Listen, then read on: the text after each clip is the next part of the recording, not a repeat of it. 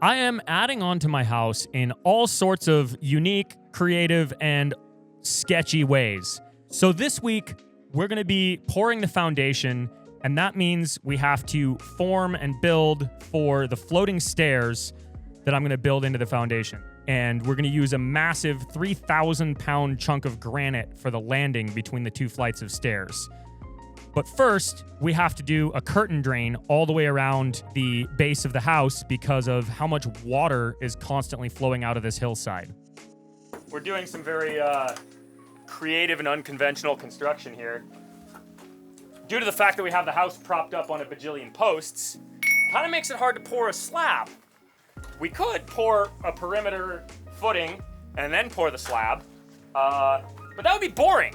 So what we're doing instead is placing these giant boulders under the three front corners here, and the back corners can be supported behind the footings, and these boulders will stay here for the rest of time. The floor level is going to be, after we pour the footings and backfill and compact and everything, the floor level is going to be at that mark right there. So these boulders will be a feature in the house. They'll be poured into the slab, and the house will still, rest on them. The three boulders that we used to prop up this section of house while we poured all came out of the excavation process for building the basement. There was quite a few large rocks when I was digging it all out with the skid steer, and we just picked three of the nice medium big ones out of the pile, put them back under the house. So we kind of joked around a bunch when we were building it that we were going to just tell people that those rocks were too big to move, and we just left them there because of that. Look at that, this rock is even corner shaped. Now we got three big old rocks in the house.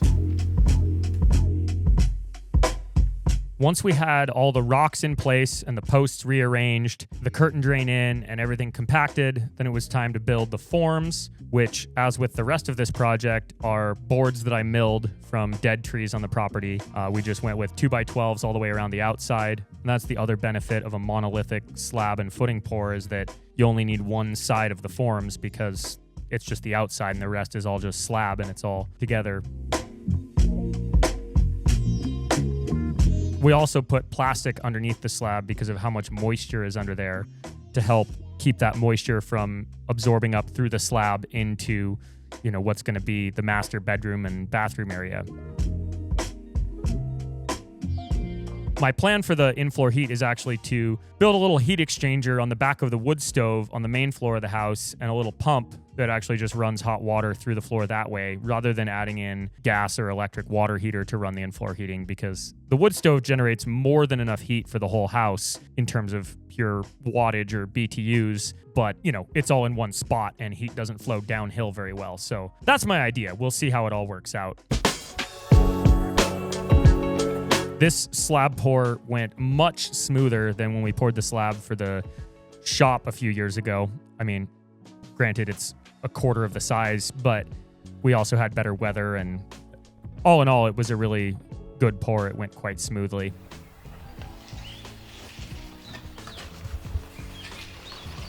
Well, you got concrete, Ethan. We did. This pour went significantly better than the shop. That's good news. Well, I mean, it's easy to do because it's like an eighth of the size, but yeah, went pretty well. Yo. And face plant into the mud. I don't really know why I'm doing this. We could just run the big float over that to clean up the jumble.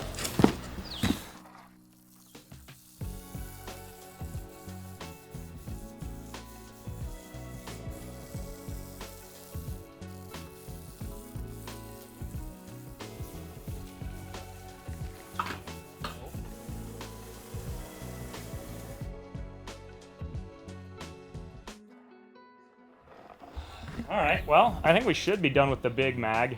You missed all the excitement, McStiffy. I know, I did. I saw the truck coming down on my way up. Zeb was here. You know old Zeb. He's the guy who helped us pour the shop, right? Yeah. I've poured quite a few slabs over the years, mostly with Chris. Actually, probably all of them with Chris.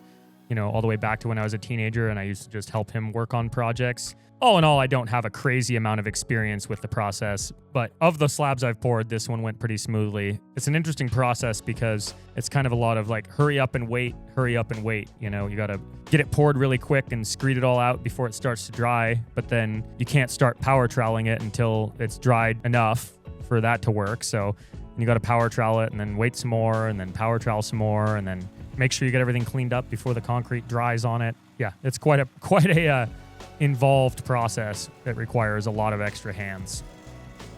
Looking good, Chris. Yeah? It look flat? It looks pretty flat to me. We poured this slab during the heat of the summer, so towards the end of the day, it was very hot, so we kept wetting down the slab to keep it from drying too quickly and getting too hot and cracking. All just depends on what time of year you're pouring, whether you need to keep the slab warm or keep it cool. Got the form boards all stripped off. We're rearranging all the posts that are temporarily holding up the house so we can get ready to pour the walls. And this rock is going to be the landing for the stairs. So the stairs are going to come down, landing, turn 90 degrees, come down the other wall. And the stairs, we're going to buy some steel, some big square or rectangular tube, and it's all going to be set into the concrete. So it'll be fully floating stairs with a floating big granite slab landing thing. That's going to be really cool. Yeah. Getting ready to do the board form for the middle wall there. And we're starting with making the door jamb forms. But I decided that I want to do something extra different. And there will be no trim. There will be no jamb. There will be nothing. It'll just be concrete. And then the door will just attach right to that. We're doing all of that work ahead of time. So those boards over there are an inverted door jamb with door stop and everything. So it's kind of weird to try and imagine it all inside out. But when this will be the side that faces the concrete. So when it's poured and this is removed, there'll be this bit here will be the door jamb or the door stop. And then right here it'll be the surface that the door mounts on. So yeah, if it all works out, it'll be really cool. And then the form boards will go into it like this. Did you just come up with this morning? Yep. We were talking about how to do it and stuff, and I decided that trying to add trim over the top of like rough board form concrete and stuff sounded like it would be a pain and not look good. Kind of miserable. Yeah, exactly. Or maybe create a whole bunch of problems. Who knows? Time will tell. And once again, we had to relocate the supports holding up the house so that we could pour the cross wall where it needed to be on the rocks, which is exactly where the posts had been when we poured the slab. I went with insulated concrete form blocks for all of the outside walls because they offer a really quick and easy way to build a form for the concrete, and also they add a ridiculous amount of insulation because they have 2.5 inches of foam on the inside and outside of the concrete. They also make things easier because they have existing, all the little clips that hold them together offer a place to just drop the rebar in and it sits right there, and then you don't have to have a million pieces of wire or whatever to hold the rebar together.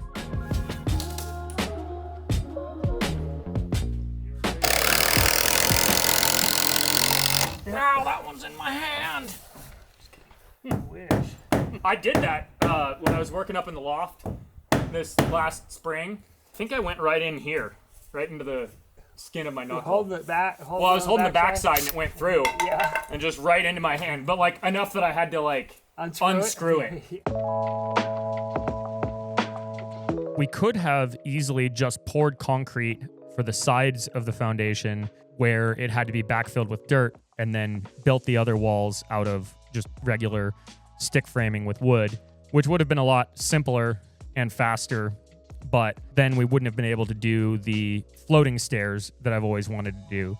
I've been designing and imagining houses since, I don't know, maybe I was 12 or 13. I started drawing up ideas I had for houses. And from the very beginning, I've always wanted to do floating stairs that are embedded in the wall and have no visible support structure, just because I like the simplicity of it and just the way it looks, really. yeah, it's starting to look like something. So stacking up forms, doing some bracing, but it's gonna be extra complicated. The reason you can see it on this side, we've got half of a styrofoam form here because the inside of this wall is also gonna be board form, and all the stairs are gonna be fully floating, so they'll be embedded in the wall. So that part's gonna take a lot of time. But on the plus side, as soon as the forms come off, wall's done, stairs are done, finished. It's gonna be pretty cool too. Yeah, I found some bigger flat rocks just so we'd have options. We may still use this one here. There's a chance. We'll take some measurements and see which one's gonna make more sense. But Were you just worried about this one being a little bit on the small side? yeah, well, and I was just up there anyway. We were up picking huckleberries, so I figured might as well grab another one. Because this one is just a little weird dimensionally, and it needs to be big enough to also fit inside of the wall where it'll get poured into the concrete. You know, that one's plenty big for just the landing, but it doesn't have a whole lot of extra to go into the wall, so. He's like, I want to come say hello, but I don't know how. Yeah. There is an impassable gap. Impossible.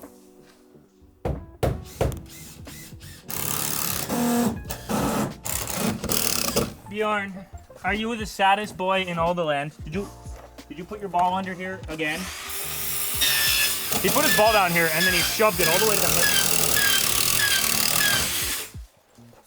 Is this what you were looking for? I didn't even throw it.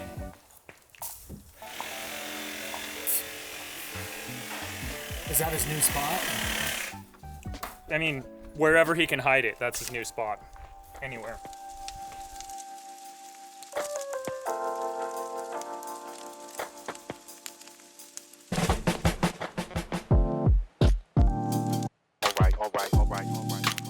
Getting fancy in here. Yeah, we're finally getting to the exciting part of the forms. All the fancy boards. Just using the wire brush and sander here to knock off the little hairs. That goes like that, more or less. And yet again, these rocks that we used to prop the house up added a lot of complexity to the forming process because we had to cut around them with a jigsaw and make the form boards fit as close to perfect as possible so that all the concrete wouldn't flow out. As with the rest of this build process, I milled all of the lumber from dead or dying trees on the property to build all the concrete forms for the foundation walls that are going to be visible inside the bedroom. We only did board form on 2 of the walls, both sides of one wall, the one that separates the bedroom from the closet and bathroom, and then just the inside of the west end wall of the foundation, partly just because it was a lot easier to not do all of them, and mainly because those 2 walls are the ones that are going to have the floating stairs embedded in them, so they need to be visible concrete versus the insulated concrete forms. Unsurprisingly, the 2 sections of wall that had the stairs in them took by far the longest to form up because we had to figure out exactly where all the stairs were going to end up based on the rock landing and the height of the walls.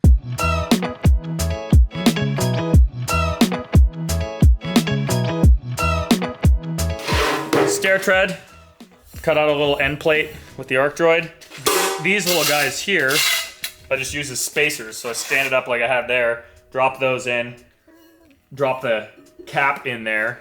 I want it to be a little recessed just because I think it looks cool. And then tack it in place. Once I tack the corners, then I can clamp it flat because this big rectangular tube tends to bulge out a little bit in the middle.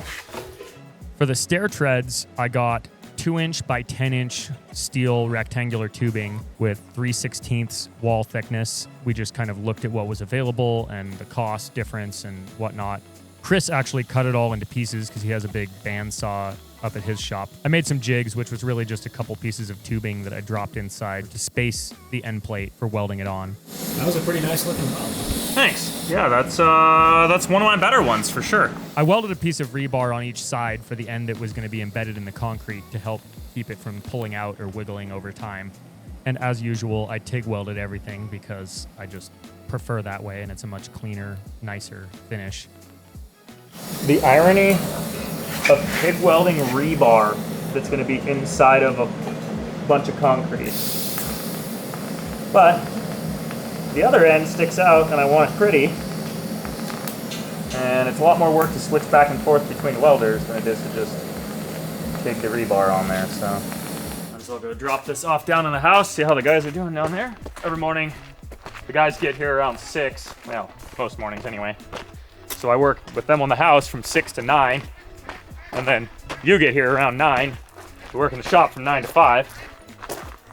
And yeah, that's my day. This giant rock that I hauled down from the other property. Last night I took a 10-pound sledgehammer to it for a while and got it trimmed down to size a little bit.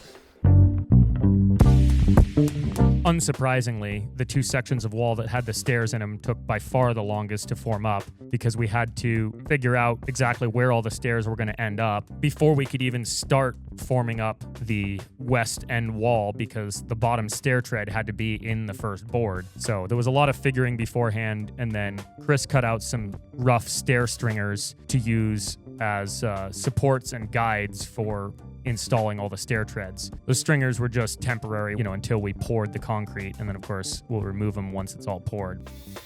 I also welded up a little support out of some random scrap angle iron and some old wheel spacers that were made out of 1/4-inch plate, just whatever I could find really quick to support the back side of the rock with something that could be poured into the concrete and not take away from its strength. And in fact, add a lot of its strength because we anchored it to the rock that was already embedded in the concrete of the slab. This part took a fair bit of measuring and figuring as well, but at the end of the day, we could basically get the rock pretty close to where we needed it and then change the location of the steps slightly to match. See that, McSiffy? 80 million year old granite just drilling right through it. Steve and I looked it up earlier today. This granite is roughly 80 million years old. Wow, that's older than us. Yeah, by a bit. Yeah, because it came from the Selkirks, and the Selkirks, I looked up when that granite formed. About 80 million years ago. Give or take, a few million years. This granite was just out there in the woods, minding its own business for the last 80 million years. And then one day I come along with an excavator and a sledgehammer. We didn't have the cameras rolling at the time, but I also spent a couple hours with mainly a sledgehammer breaking the edge of the rock down to fit a little bit better in the space that we had and inside the walls. I tried using the hammer drill with a chisel bit on it to score the rock and then break it, but that ended up not really doing much, so I just took the 10-pound sledgehammer and just whacked away at it until I had it basically the shape that I wanted it to be. There you go, now you can measure the bottom of the rock. Might want to keep an eye on it though, because these forks do sag over time. Especially with that much weight cantilevered. I hear it. Yeah. There they go. There they go. They'll sag pretty quick, honestly, right now. Watch your toes, Chris. Don't take a nap under this rock. No. Or put any other valuable body parts underneath it. It's tempting, though. It's providing a little nice shade. Goose. Look how big these gooses got. Hello, gooses. You want some snacks? Go see snackies? What happened to your faces? You're covered in dirt. Come here. Have some snacks. Come on, guys. Snackies. Ah, there you go. Look at all these tasty snacks.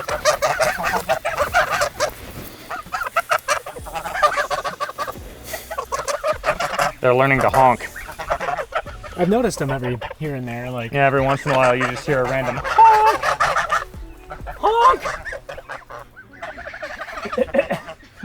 Look at that Muscovy. He's just having a... Hey, what was he doing? I don't know. He's like dancing or something. What do you think, Dean? What do you think?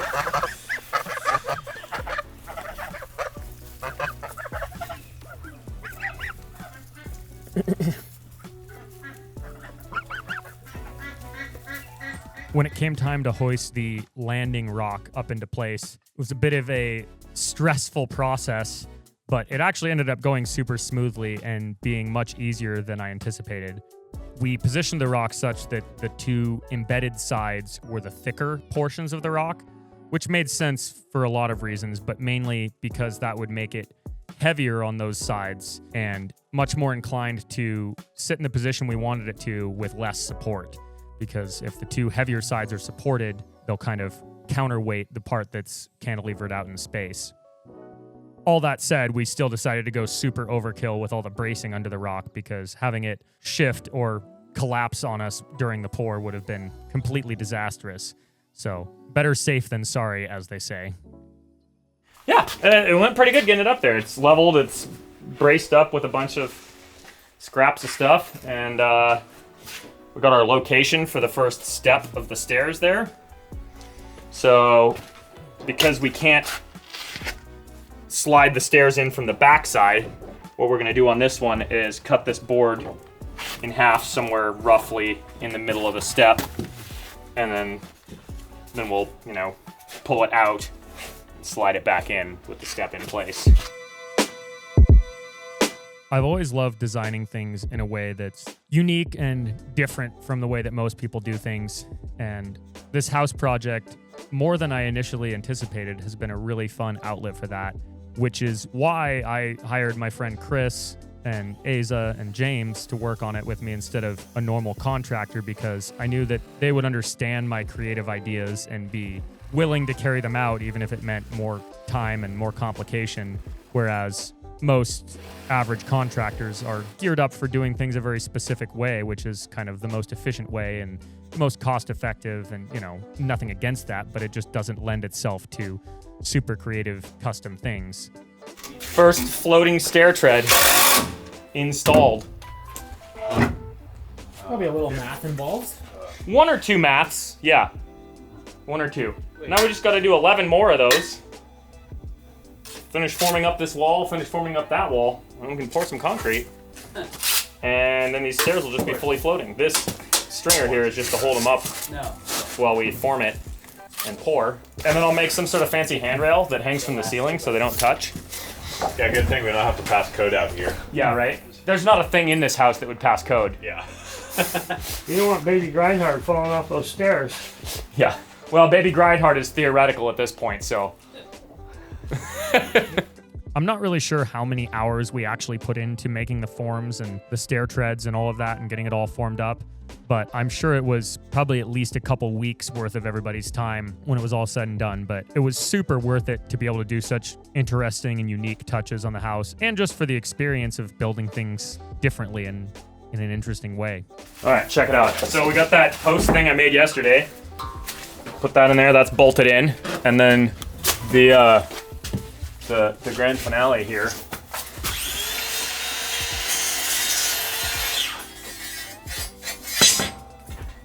That ought to hold it. Yep. Want another one? Yep. Got one more. And see, now, the reason I drilled those all the way through is because then we can take the rotohammer and drill a hole into the floor there, so the rebar actually goes in there.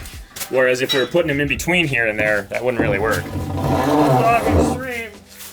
Hey, look, I even happened to get this one in a place where it could go in with that beam there. Wow, look at that. Got lucky to... Oh, wait, you're not going to believe this, Chris. Look in the hole in the It lines up with the hole.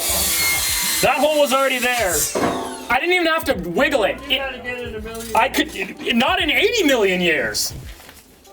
Asa, it lined up with the hole, and not like if you wiggle it around, like if you drop it in there, it ends up. Wow. In that is, the odds of that are astronomical. It's my lucky day. Yeah. I better go buy some lottery. No, I just used up all the luck. There's none left. Random fact about this house, what it used to be, and the spot that we're working right now. When my parents moved here and bought this house in 1999, my parents were both very into farming and gardening, and that was their plan for the property, was to grow food and sell it to people and raise my sister and I on a farm.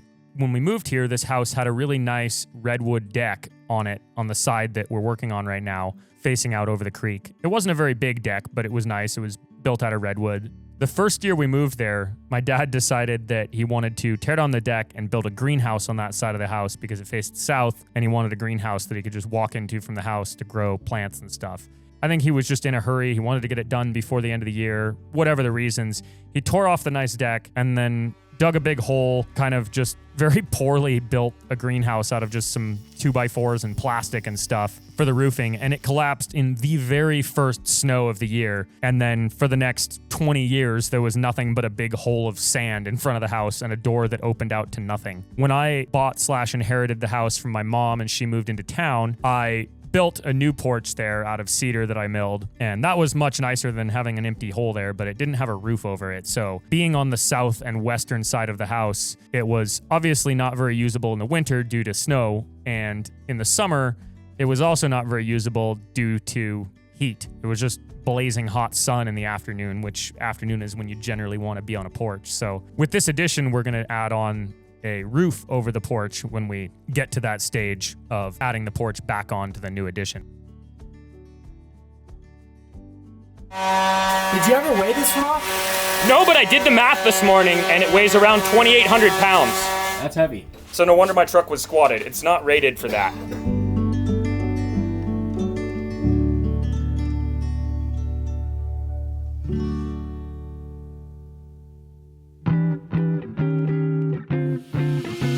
One more stair tread. I got a couple more of them welded up last night. Got a couple more installed this morning. It's coming together. They're looking pretty spiffy.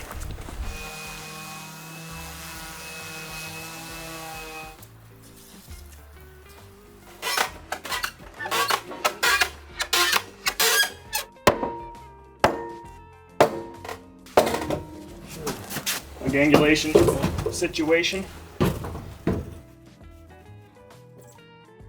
It's too late now, but if we just started by disassembling that foam form there, we would have saved ourselves hours of work. There we go.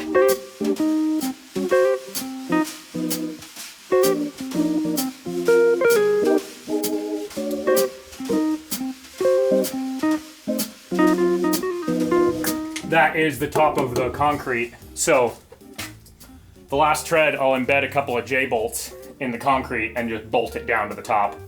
And if it's a little springy, I can hang the end of it from, there'll be a 6x8 floor joist right next to it. So I can just make a tiny little tab that'll bolt it on there if it needs it. I kind of doubt it will because of the two giant bolts going through the end of it. Yeah, it should be pretty rigid. Yeah, but it's kind of entertaining to be able to see the backside of all of this right here. Oh yeah, I see you put some caulk around the rock and... Yeah, that's just to minimize the amount of concrete that's going to be flowing everywhere, you know, minimize the mess. We're going to be vibrating out of this wall to get the concrete to settle properly and, you know, not have air pockets everywhere. So want to keep everything as tight as possible to avoid leakage. And we're doing some actual plumbing here this morning, getting this this tank relocated back inside the house now that we have walls, because that mess of hoses and wires there that was all, you know, just temporarily janked in here, that's all very much in the way of being able to pour the concrete. So, gotta get it all relocated. The geese are stupid. I see you're hurting them. No, I'm not. I'm just walking this way. They're following me, but one of them somehow managed to get itself into the garden and now thinks it's stuck because it can't figure out how to get out.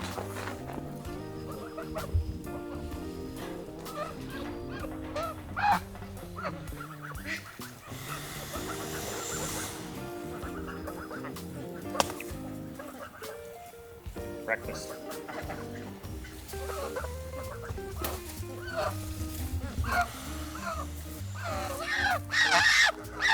Oh, calm down. I'm not feeding you to the dog.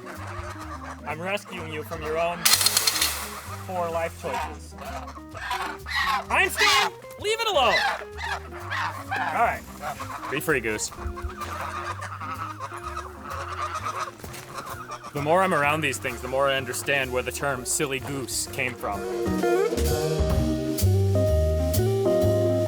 We used half foam blocks for the west end wall on the outside of it for forming it up, and they came with a system of plastic clips to connect them to a hard wall like the board form, but we ended up deciding not to use those, which you'll see shortly that that may have not been the best idea. But we decided not to use them because then on the inside of the wall, we would have had a bunch of plastic clips as the finished surface of the wall every, 6 inches or whatever. We'd already had it all formed up at this point, so we decided to just keep the foam there and just brace it up with a bunch of 2x6s and other random boards. In retrospect, we could have done a lot of other things that would have made more sense, but there's little mistakes like this that happen in the process of, designing and building a house as you go, without having it all drawn up and planned out ahead of time. But for me, that's a large part of the fun of it.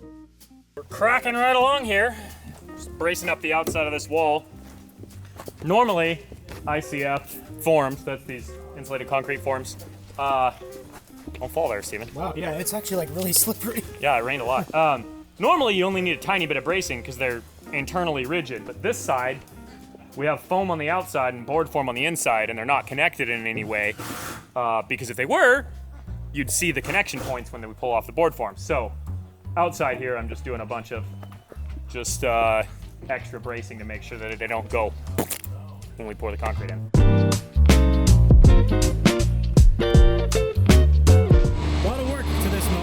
Yup, time to pour some walls. Dude, these geese are the weirdest. Before we had geese, I never really knew why they were, where the term silly geese came from. But dude, these things are the silliest animals I've ever, they're just hanging out in the bucket. Their favorite thing is like chewing on bucket handles and cardboard. Nice, nice. Yeah, they love 5-gallon buckets. I don't know, they're weird little animals. Wonder how they like cement trucks. For both of the concrete pours on this project, we used a local company, Lake Concrete, for the concrete, and then we used Zeb, who owns Burnt Peak Pumping. We used him to pump the concrete into the forms because obviously this structure is way too complicated for just pouring it straight out of the chute of the concrete truck. We have this board off and it's right here ready to go, so we're gonna have Zeb over there pump the concrete underneath the rock here first. Well, maybe not first, but he's gonna do the back wall first just to get it out of the way. But anyway, you can pump under here until it comes up to here, and then we'll put the board back on, and that way everything underneath that rock will be definitely full of concrete instead of having to worry about air pockets. And then we all got our sawzalls here, Sam's blade, for vibrating the forms to make sure there's no air pockets on the surfaces. We started running into problems pretty early on in the pouring process because there were some chunks in the concrete for whatever reason, and they kept plugging up the hoses for the pumper. And a couple times they blew up and splattered concrete all over the side of the house or my wife's car. At the time, we didn't realize that was just, the very beginning of our problems with this concrete pour. I knew there was a reason I didn't do the siding for the last 7 years. After all these years, it paid off. It did. See, I don't have to worry about all that. Just the windows. Yeah. It takes a lot of power to push that stuff. Yep. I mean, it's got a whole 4-cylinder Deutz diesel, just to push concrete through a tube. Right. That's all the engine's doing. We started by pouring the back wall of the foundation underneath the house because it was the simplest and the farthest away to get to. It didn't have any complications going on with it.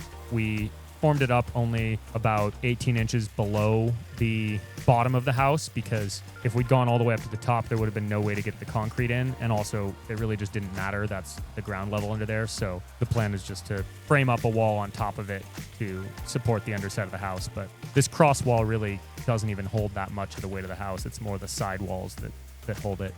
Also, framing up the top of it out of wood gives us an opportunity to have an access hole to get into the crawl space for the drain pipes and water pipes and whatnot. It was also super hot during this pour of concrete, and we were just running around nonstop for hours, dealing with all of the issues we ran into. The heat didn't help because everything was setting up quicker, and then we kept running into issues with the pump clogging up.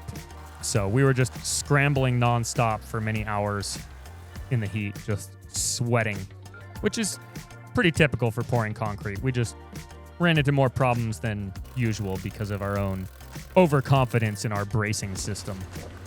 You have to get this leveled up before it sets up, Steven.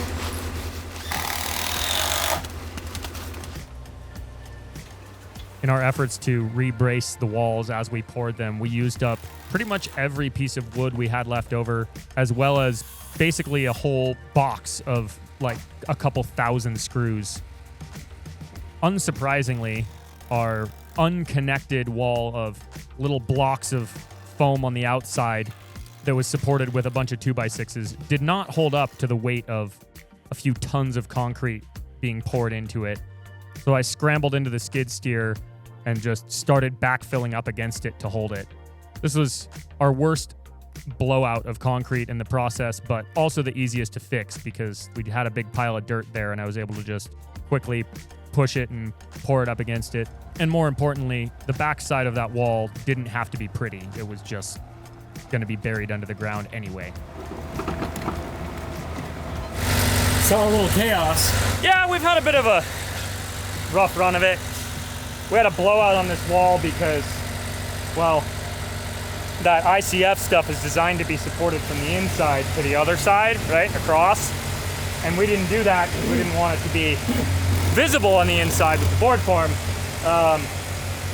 So we did a bunch of bracing on the outside, but it wasn't enough and it blew out. So I fired up the skid steer and backfilled against the bottom where it blew out so it can't move anymore. And then Isa and James are re-bracing the rest of it before we fill the rest of that wall with mud. But Chris and I are also making sure to vibrate the wall down there so that the steps, because that's the most important section of wall, because the steps are embedded in it. So, yeah, you know. And now Zeb's got another rock stuck in his pump, so.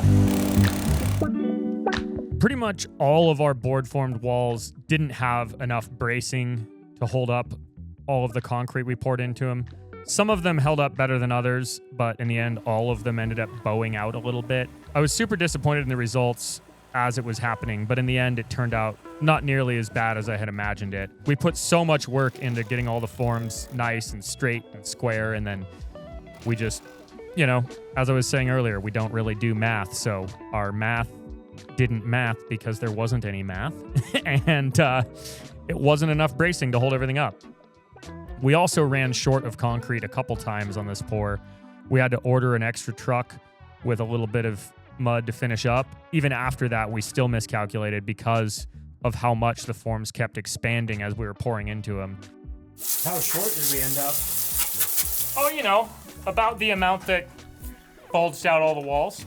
Chris ordered another 1.5 yards, so that'll be here in a while, which gives us time to clean up the mess. And, yeah. I'd say we miscalculated, but that would imply we did math in the first place. It could have been a little worse. No, it could have been a lot worse. If the walls had completely blown out and flooded the slab, then we would have just had to start over. Square one. Yeah. We would have been at square -6, I think. Well, hey, at least that other truck showed up fast. Yeah, dude. And it's the same driver. I don't know how he went to town and back in that amount of time. He must have been driving it like you do. I think so. It also made me feel a little bit better that Zeb, the concrete pumper guy, said he's seen far worse on non-tied together board form walls. We could have tied the walls together with wire. We talked about it, and that if I'd listened to Chris's recommendations, we probably would have. We didn't do that because, one, I didn't want to see the wires, poking out of the wall, and two, I didn't want to have a passage for water to come through the wall because I know how much water is going to be in the soil around the edges of this house based on how much was there when I was excavating in the spring. Still ended up a little short. In our constant struggles with this pour, as we were running out of concrete, we were literally scraping it off the ground where the hoses had blown out when they got plugged up to scavenge up as much as we could to fill in the last little bits of the form. You end up having enough for all the back, or is it, there's some back there too? No, the back's good. That there was the last bit. It's just that bit. Yeah. Nothing like a little bit of concrete scavenging Yeah. to end your day.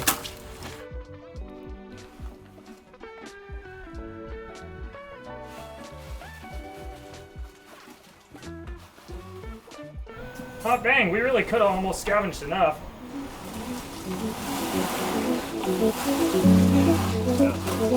But on the plus side, next time, or if I ever decide to do board form again, we'll have a much better idea of how much bracing is required.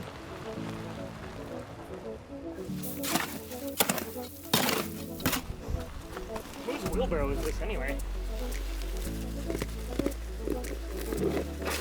Well, all in all, today could have gone a lot better, but it also could have gone a lot worse.